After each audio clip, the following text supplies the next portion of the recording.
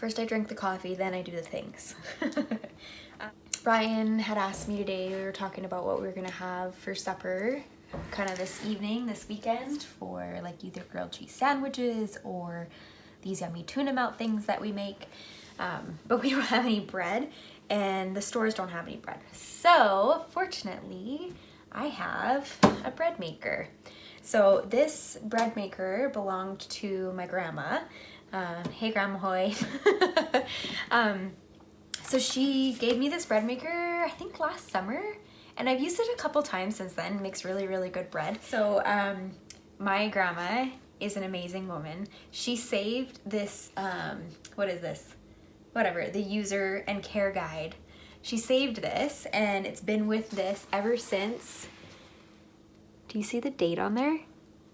December of 1998. 1998! Okay, we all know I suck at math, but what if like 2008 would have been 10 years, 2018 would have been 20 years. So she held on to this little baby for 22 years, and this thing works like a charm. It works really, really well. So anyway, there's a whole bunch of instructions in here, thank goodness, because I did not know how to use this. So we want to make bread with me today? Okay, you're still here, so you make bread with me today. I was gonna let Cora in so that she doesn't bother me later. Oh. Okay, I changed my mind. I'm not gonna make her come in. Look at how happy she is right now. Just basking in the sun. It's like maybe 4 degrees Celsius today, so it's like a little bit above freezing. So apparently now is the time to start basking in the sun. Maybe I'll join her out there on the deck in a little bit. Okay, let's make some bread. So the ingredients you need are all in this little book, and it says in here that you're supposed to make sure that your ingredients are room temperature. I'll be honest, I'm still learning how to adult, and I usually don't plan ahead. I'm just like, oh, I'm gonna make bread right now. So I almost never set anything out to turn to room temperature, and like so far so good. But I think the main reason is because there's yeast in this recipe, and yeast is really temperature sensitive. Like if it's too hot, it'll die and your bread will not be bread. And if it's too cold, then it probably won't rise properly either. So that's probably why, but like whatever, so far so good.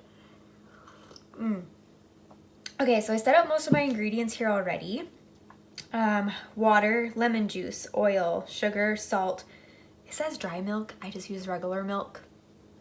So far so good, I don't know.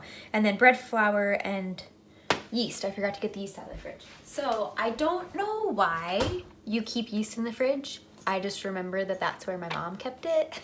So that's where I've been putting my yeast. I don't know. Anyway, so let me show you this bread maker first. Okay, so it's got like all these buttons on top for the programming. Honestly, I've only ever made white bread with it, but apparently you can make like cinnamon bread and like a million different kinds of bread. But I just want to make regular bread so that I can make sandwiches later. So it has like this little bucket. I don't know. This is where everything gets made, is in here. And in the very bottom, there's this little kneading blade. And like this thing does all the work for you. It's pretty awesome. So it has like a little thingy and you just stick it in there, line it up so it clicks in. Like that. And then this little doodad spins around and like does all the work for you. Okay, so this is really easy. I don't know why it's taking me so long to do this. You just literally throw everything together. Okay, so the first step is you want to get your water. Okay, so this is an important part because if the water is too hot, bye-bye yeast. If it's too cold, then it's not gonna rise. So like I think this part, temperature-wise, is important. So it says on here that the water should be 80 degrees Fahrenheit to 27 degrees Celsius. I'm not gonna measure the temperature of my water. But I know that my body temperature is like, I don't know it in Fahrenheit. My body temperature is like 37 degrees Celsius, and like this is supposed to be 27 degrees Celsius. So I'm guessing that like if it feels a little bit warm on my finger, then that's probably fine. Science. Okay, so we need, I'm gonna make 1 pound of bread because honestly we don't eat that much bread. Actually, If I'm gonna be making sandwiches, then maybe I should make a bigger one. Okay, we make a bigger one. It's gonna be 1.5 pounds. So we need 1 cup of water that's like a good temperature. So I'm just gonna sit here and do this until, you can't see, but there's the sink's back here.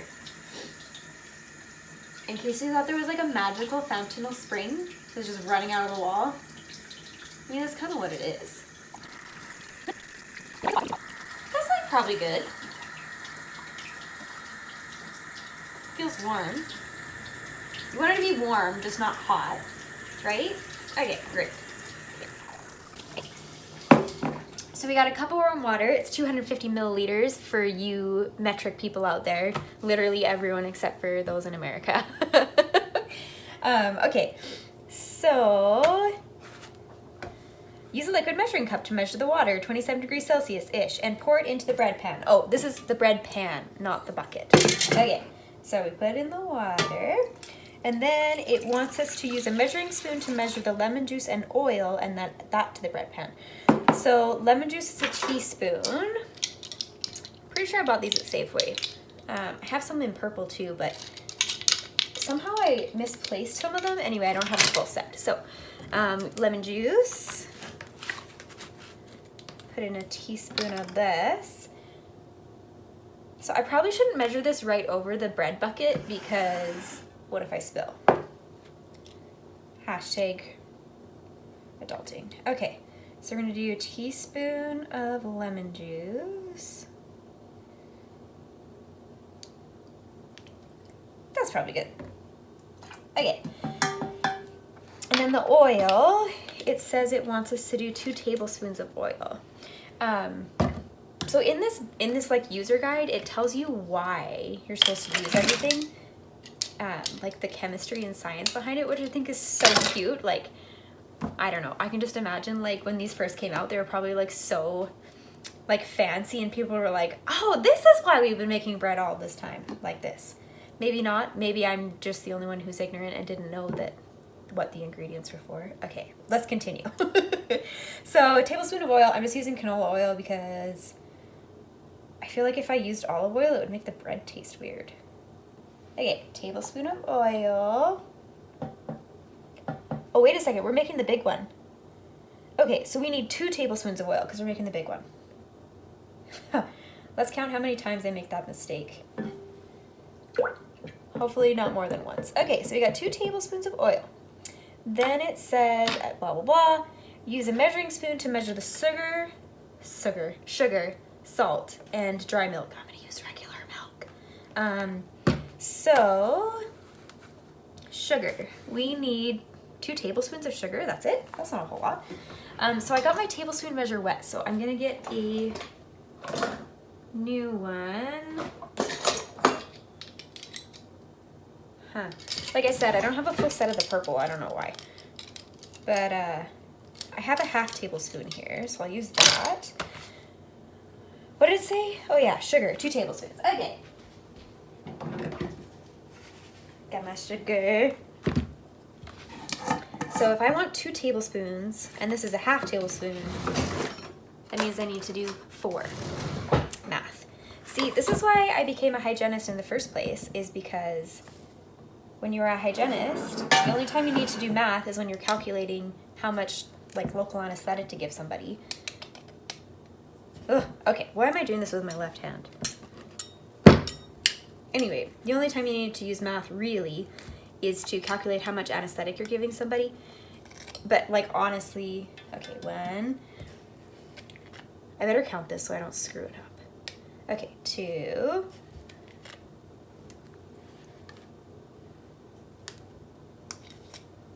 3, and then 1 more, and that'll be 2 tablespoons of sugar. Okay.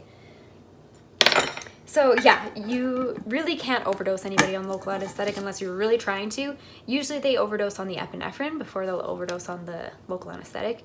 And I'm pretty sure it's like 7 carpules of epinephrine they'll top out it, and if you're using a plain one, it's like 11. So I just remember 7 and 11. Anyway, you don't have to do math to be a hygienist. The other thing is like when you're doing your probing and stuff, hang on, I gotta figure out how much salt we're doing now. Salt. 1 1/4 teaspoons. Okay, well, oh, I have a 1/4 teaspoon. Perfect, so if I do 5 of these, that's it for salt. Okay, so anyway, so for hygienists, when we go around and we like measure, we're like 323, 323, la la la. Anyway, anything that's over a 6, like technically we can't treat. You can try, but like you're probably not going to do it very well. So you have to refer to a specialist past 6. So that's like the other joke I made is like, yeah, I went into dental hygiene because I can't do math and you only have to know how to count to 6. Then you refer to a periodontist. That's funny to me. Okay, so I think that was 5. I should probably not tell stories while I'm trying to measure. This is gonna turn out bad. Okay, so we did the sugar and the salt, and then now it wants us to do the milk. And it says 1 1/2 tablespoons of milk. Okay, perfect. So I got my 1 tablespoon. Do one of these. Whoa, see, good thing I did, I spelled. Okay, 1, and then what did it say? Hello, 1 1/2 tablespoons. I think I have a 1/2 tablespoon measure here. Yeah, this guy, we use it in the sugar. Maybe I shouldn't make it wet. We keep the purple ones dry. Yeah, because I got a red 1/2 tablespoon. The red ones will be for wet. Haha. Okay, 1 1/2, 1 1/2.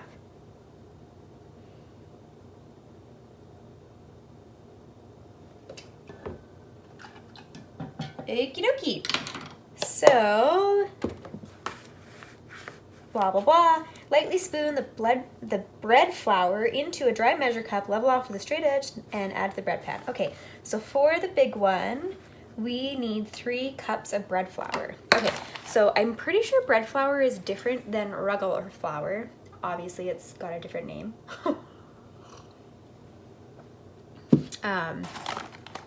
And I think it's because it has more gluten in it, and so it like makes it more sticky.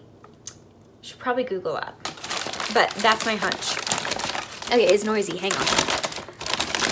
So I just got this big old bag of bread flour en français for all of you multilingual people.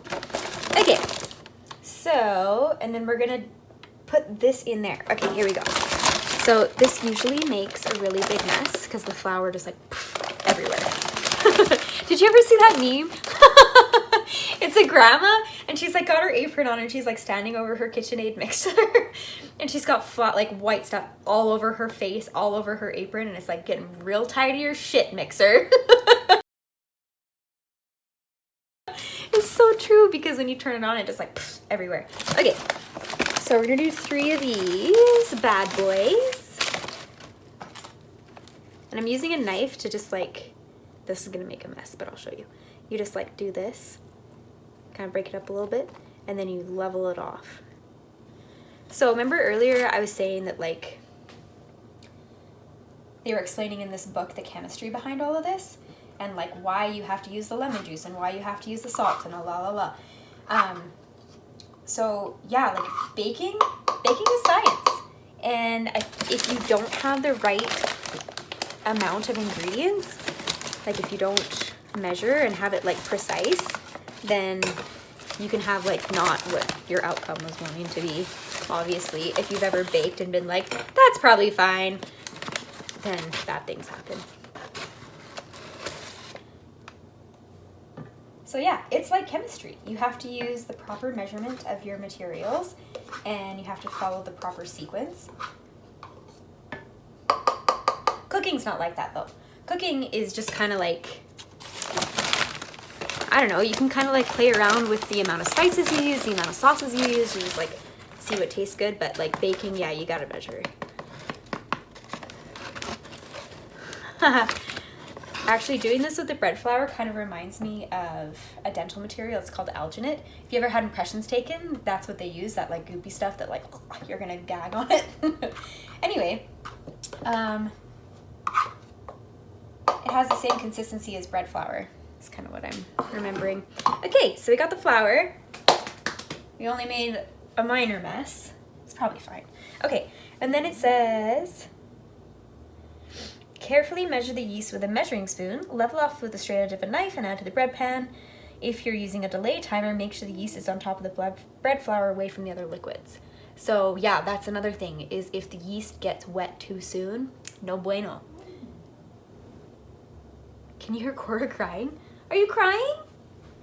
Oh, I think she's crying because Ryan's home. Okay, so you might get to see Ryan. That's great. Okay, anyway, so we got the flour in there. Last thing we need to do is the yeast. 2 teaspoons of yeast. So yeast is a... What are you? A fungus? A bacteria? What are you?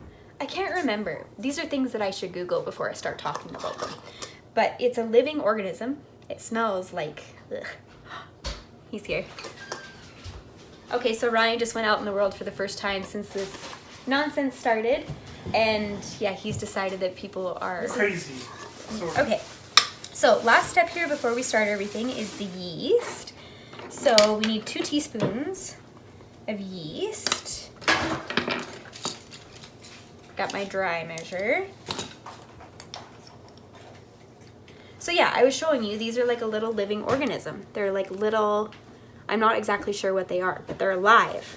And I was keeping them in my fridge. It's kind of weird to think about.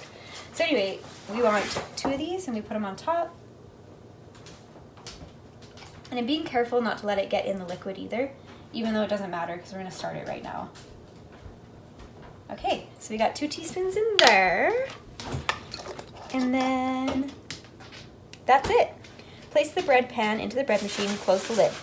Start basic program, blah, blah, blah, and then let it go. And it does all of it by itself. Oh, thank you. Ryan got me the snack I wanted. The first stop I went to had everything we needed. That's where my toilet paper hunt started. But Babe, don't you know that I solved our toilet paper problems yesterday? yeah, I also got you another snack. Thank you. Okay, so we got this in here. I'm gonna show you. So that's what it looks like. The liquids are on the bottom, the flour and other dry ingredients are on the top, and then the yeast is on the very, very top. And then this just like clicks in here, and we're gonna close the lid and start it.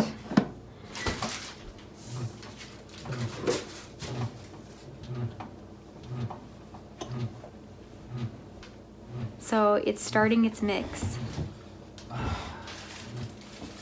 And it's just gonna continue. So for the first 2 minutes, it's gonna mix, and then it's gonna knead, and then it's gonna rest, and then it'll do a second knead, rise, and then it's gonna punch it down, and do a second rise, and punch it, do a third rise, and then it's gonna bake. So could you imagine if I had to like punch and rise 3 times? Ain't nobody got time for that. Anyway, all of that total takes about a couple hours. Anyway, and then it cooks for an hour, and then it cools for 20 minutes, and then it'll hold it warm for 3 hours. So yeah, I'm just gonna let it do its thing. I gotta clean up this huge mess that I just made. And we'll return.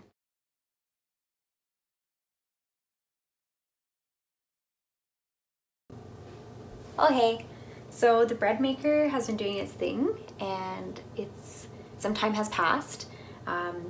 You can probably tell because the lighting's different, the camera's different, and despite my maximum effort, all my curls have fallen out. But yeah, so it just did its signal saying that it's finished cooling and it's ready to take out. And so yeah, let's do that. Doesn't that look so good? It's still a little bit doughy right there. That's where it was like pressed up against the glass. So yeah, we definitely got a good rise. It's still really hot though. My mittens.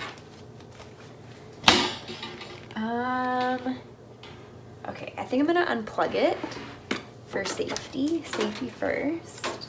And then I'll use a spatula. There's like a little handle on the bucket. Try to get that up. There we go. Okay. There she is, boys. Nice, eh? So it says you're supposed to turn it out onto a cooling rack. So hopefully it just falls out nicely. I didn't grease it or anything. It didn't tell me to. It's working. Look at that. It's pretty much cleaned itself. There's like a little bit of bread stuck in the kneading blade and that's it. Cool. So let's let that sit here, let that cool. And then it says to let the loaf dry, cool, upright. So I think I'm gonna let it go, let it cool like that. Because then when you slice it for your bread, like your slices, you'll slice it this way. So yeah, there's gonna be like a really weird deformed, unless I should cool it this way. I mean, this would be upright, right? Okay, I'm gonna leave it like that. Anyway, once it's cool, we'll cut into it and enjoy it. Sorry you can't taste it. Okay, bye.